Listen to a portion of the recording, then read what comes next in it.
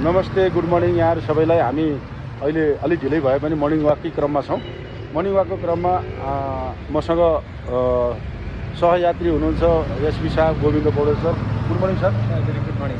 अब अहिले हिँड्ने क्रममा अहिले मन्दिरहरूलाई प्रदक्षिणा गर्दै पनि आइयो र सरले यस्तो सन्दर्भवश मिलाएर विभिन्न खालका ज्ञानगुणका कुराहरू सेयर गर्नुहुन्छ। अहिले पनि यहाँ मन्दिरमा परिक्रमा गर्दा उहाँले प्रदक्षिणा भन्नुभयो। त्यो प्रदक्षिणाको चाहिँ त्यो मन्त्र एकबाट भनिदिनु सर, अघि भन्नुभएको थियो।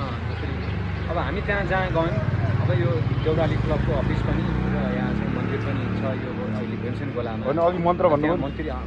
मैले यहाँले जुन भन्नुभयो त्यो मन्त्र भनेको यहाँले चाहिँ प्रदक्षिणा गर्दै हो हुनुहुन्थ्यो र दाहिने हात चाहिँ देवी देवताको मन्दिरलाई छुँदै टाउकोमा लाँदै गर्नुभएको थियो।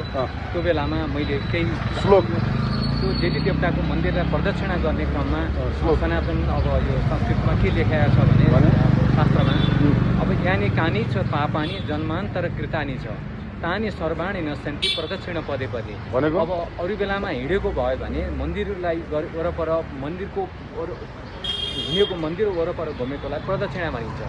अथवा शास्त्रीय ढङ्गले मलाई रक्षा होस् सबै मोक्ष हुन्छ शुभ होस् भनेर हामीले मन्दिरमा यसरी घुम्छौँ। हस्, धन्यवाद सर। अनि यहाँ अहिले गरिएका पापहरू कटौती हो, शुभ होस् मङ्गल होस्, मनमा शान्ति आओस्, सकारात्मक विचार आओस् भनेर गरिएको। धन्यवाद।